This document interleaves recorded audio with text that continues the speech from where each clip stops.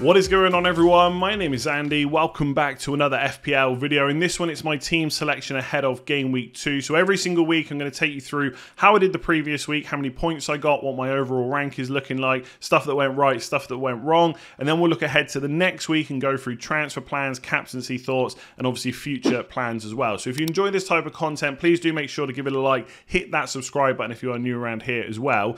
So for game week 1, I got 74 points, which I'm really happy about. It's a pretty decent opening week score. In terms of kind of my overall rank, obviously this is one of those weeks where your game week rank is the same as your overall rank because we've only had 1 week. 742,000 is not that bad at all. Obviously I'd rather be higher, but I don't really care at this stage of the season because the ranks are so close together. To put it into perspective, if I scored 2 less points, so 72, I believe I'd be outside the top 1 million. So that's how close things are right now. Do not panic if you're much further down than that. All it's going to take this week is for Haaland to blank and Salah to smash it. So those with Salah and Kane will probably captain Salah, for example. And if he smashes it and Haaland blanks, you'll catch up and even maybe go ahead. So don't be panicking this early. It's not until like game weeks 8 to 10, maybe even later than that, that the overall ranks start separating quite a bit. Then I'll start to pay a little bit more attention to it.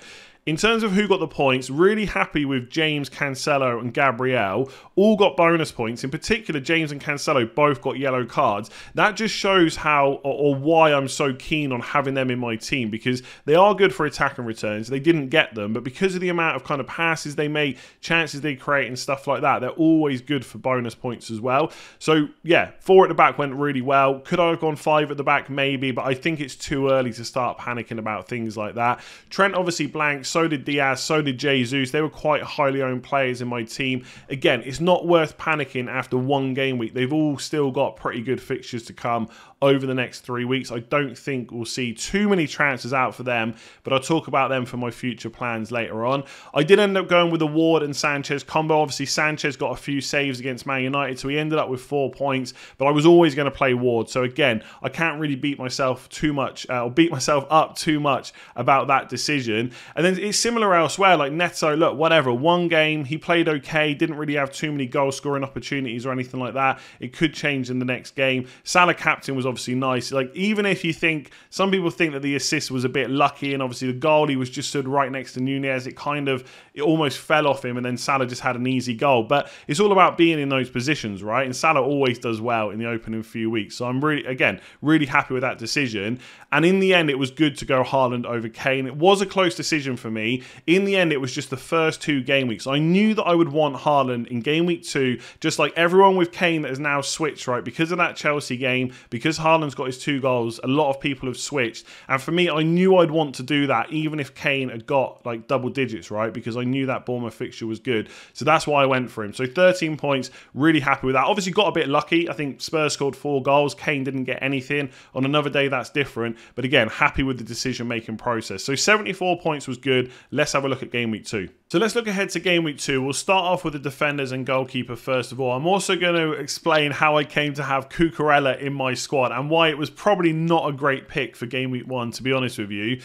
Before that, we've got 1 free transfer like everyone does for game week 2. I'm very keen on saving that this week for a couple of reasons. We've only had 1 game week's worth of data and performances, and the narrative can easily change. Right now, Perisic owners are maybe slightly worried about starts. Some of them have already begun selling him. If he plays against Chelsea and then looks likely to start in game week 3, 4, 5, etc., suddenly he's someone I might want to get in. If Kane or Son smash it against Chelsea, suddenly a lot of people are going to want to jump on them. And I think having those 2 free transfers in game week 3 can be very useful in being able to shift funds around easier without having to take a lot of hits. So I've built this team with the first 4 to 6 game weeks in mind. Therefore, I shouldn't need a transfer this week. If something changes, like an injury or press conference news comes out and I want to make a move, then I will. But I don't expect that's going to happen, not for game week 1.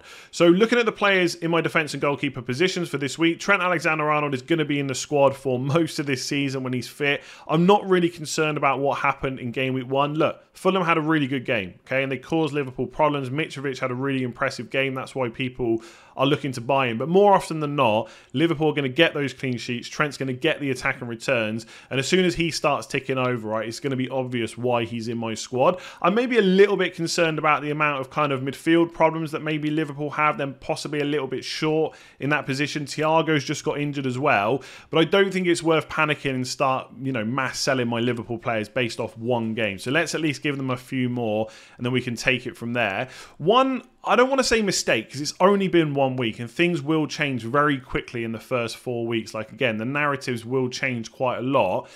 I do wish I had a second Man City defensive option, either Kyle Walker or Ederson. The reason I didn't go for Ederson is because I wanted to keep that money out of that position. So again, I wouldn't say it's a mistake, but the way that Man City played against West Ham, there's going to be so many clean sheets in the first 6 weeks. That was probably their hardest game. I think as a counter-attacking side against teams that are going to keep the ball, West Ham are very good. And Man City just hardly gave them any chances at all. And they controlled the game so well that having just Cancelo doesn't feel like enough. And look, Bournemouth did well to score 2 goals against Villa, but I don't expect them to do that against Man City. So very happy with Cancelo. I just wish I had another Man City defensive option there.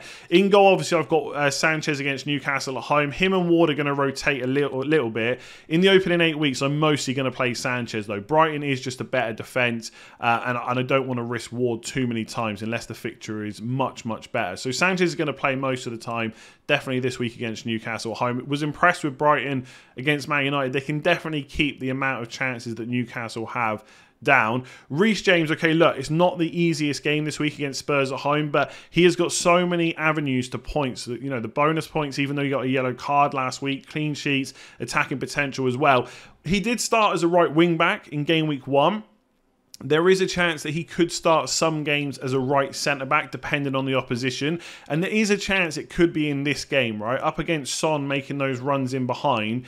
Tuchel might prefer to have Reece James's pace at right centre-back instead of right wing-back, because obviously Son in the first game against Southampton was the furthest player forward. So he's not out on the wing where Reece James is going to be. He's going to be way more central. So we might see Reece James at times play that right centre-back position, but I do think there's a chance that they play Cucurella, possibly Silva, and then Koulibaly on the right, who might be able to cope with that a little bit more. We'll have to wait and see what happens with Chelsea in terms of how they set up, whether they buy Fofana, but that is a possibility. But ultimately, I think James is going to play right wing-back more often than not, and he has to be in my team. I just think he's too good for 6 million to turn down. With Gabriel, this is where the problem with Cucurella comes in. So the way I kind of talked myself into it, and I would say with Cucurella, he was an educated punt, right? I do think there was some reasons to go for him, but I do think he's also a fairly bad pick, and I'm now going to need a little bit of luck for him to turn into a good choice for game week 1.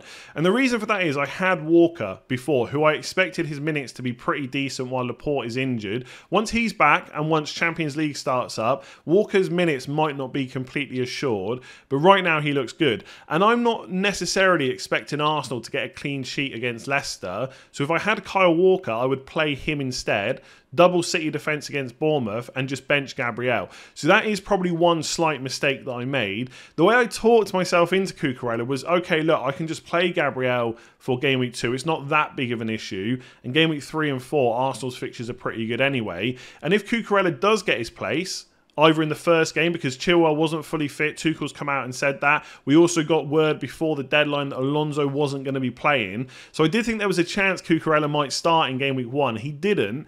But if he does start against Spurs, that gives me confidence about his starts in future game weeks, either as a left centre-back, and therefore he's the cheapest way into the Chelsea defence if you don't go for Mendy, or for some games, if Chilwell's not fully fit, bearing in mind that midweek games are going to start pretty quickly, he may also play as a left wing-back as well. So that's why I picked him.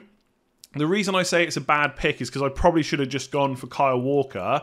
But if he does get his place, and he does play some games left wing back, I think 5 million could be really cheap. So I'm not going to play him against Spurs at home, but that's why he's in my team. From game week 3 onwards, he could be decent. And I just wanted to get ahead of that instead of using a transfer later. The irony is, in game week 3, one of my transfers might be to get rid of him, but I'll come on to that later. Okay, so let's take a look at the midfield. I think Neto is the most important one to start with. I watched that game versus Leeds. I thought at times he played well, but he didn't really come that close to getting any attacking returns. It was his cross that led to the first goal, but you don't get points unless you're the assister or unless you actually score the goal. And outside of that, I don't really remember too many clear-cut chances. Now, obviously, it's just one game. I'm not panicking just yet, but it's worth keeping an eye on. I also think without Jimenez there, that front three is a little bit lightweight. I do think Jimenez adds something, even if he's not getting goals himself. So lots of things to monitor with Wolves. They've also made a new signing. I think you pronounce the surname something like Guedes. Something like that. I will work on that over the next few weeks.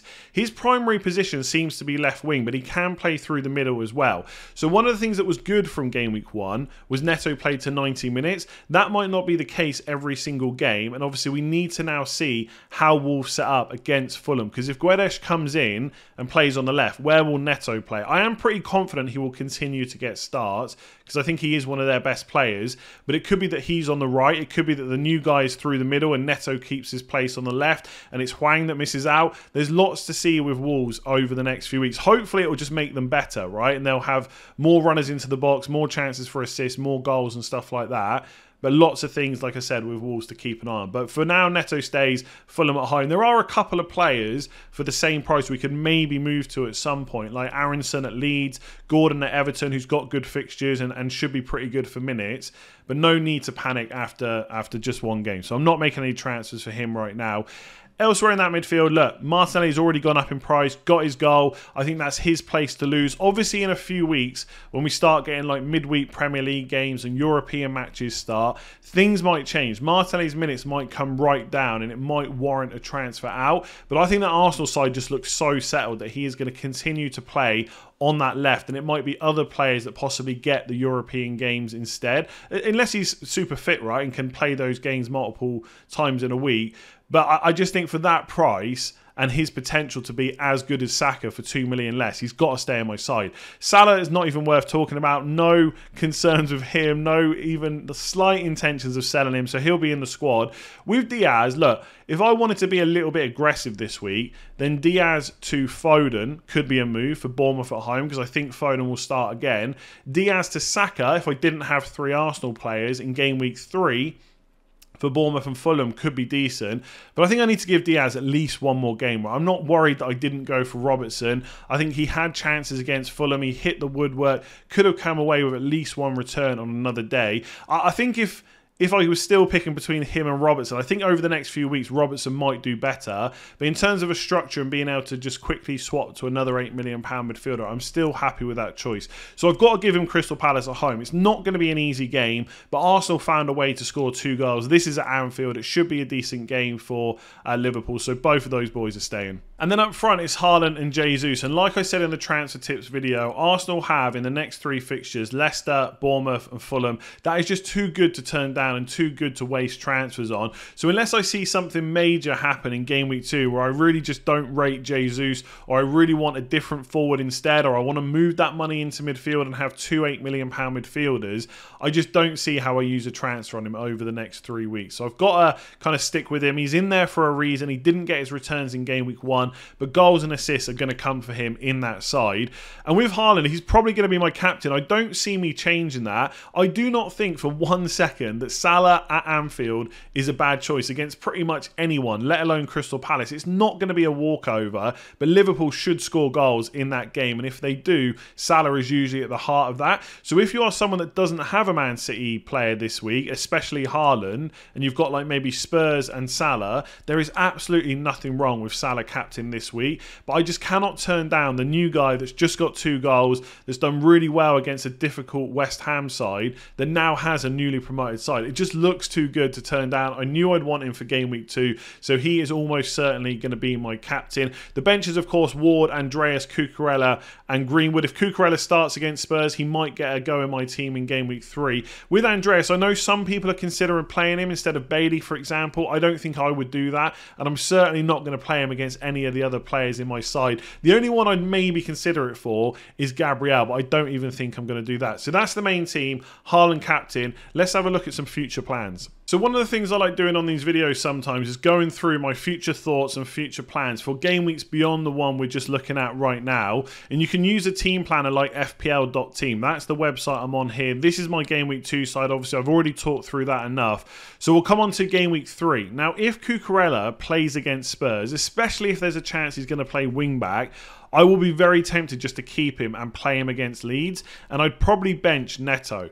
Now, once I do that, I've still got 2 free transfers. I'll probably play Ward instead of Sanchez as well, just for that home fixture. I'm not really seeing too many moves that I could make. I think if Cucurella was not an option, then I'd probably just move him to Kyle Walker and play him instead. So that's definitely an option. And then I would just continue to bench Neto. But like I said, if there's a chance that Cucurella is going to play, I probably won't waste a transfer on that. Because I do think the Chelsea defence is pretty good. I know a lot of people don't rate it, but I do quite highly. So I'd be happy to play Cucurella, especially if he's going to get some games in that more attacking position. And that then makes me think, could I actually make a game week 2 transfer instead, knowing that going into game week 3 I may not need to do too much? That might be famous last words, but that is something that I've been thinking about as well. If I didn't want the double Liverpool attack against Man United, which to be honest, the way Man United played against Brighton, unless they improve a lot in game week 2 against Brentford, I just think playing Liverpool players is going to be just as good as any other fixture almost. I could swap Diaz to like a Foden. I would be tempted possibly to go to Saka, which is not going to like because I've got 4 Arsenal players then, but they've got Bournemouth and Fulham, and that just seems like a pretty decent opportunity to have that triple attack. I don't know if I'd want it really long term, but for those 2 fixtures it could be really lucrative, and I'd have to sell Gabriel, and maybe I keep Cucurella, maybe I keep Cucurella and put Walker in that way and just ditch the double... ditch the Arsenal defender to get Saka in instead. So that's something I've considered as well. If I really wanted to go kind of crazy, I could move Haaland on for someone like Son instead. So instead of Saka, have Son in there, who's obviously 12 million, might go down in price at some point, and then change Haaland to a 7.5 million forward.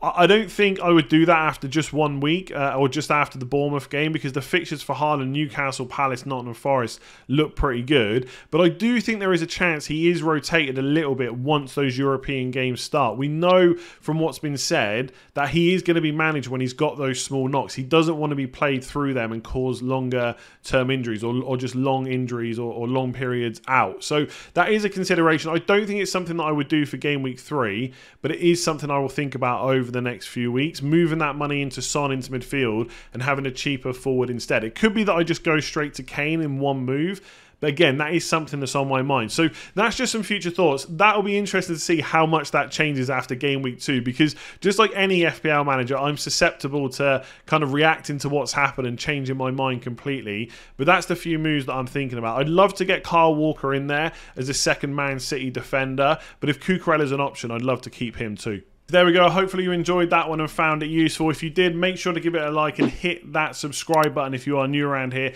Plenty more content to come for Game Week 2 and of course for the rest of the season. So hit that notification bell if you haven't already. Also, drop me a comment below. What do you think about my team? Can I afford to make a transfer for Game Week 2? What about my future plans? Have I missed anything? Is there something else that I should be considering for Game Week 3? I do think it is worth looking ahead to get a good idea of what possible transfers you might have to make in the coming weeks. Anyway, I'll leave the video there. I'll be back soon for another FPL video. Make sure to give this one a like if you enjoyed it. Hit that subscribe button like I said, and I'll see you again soon.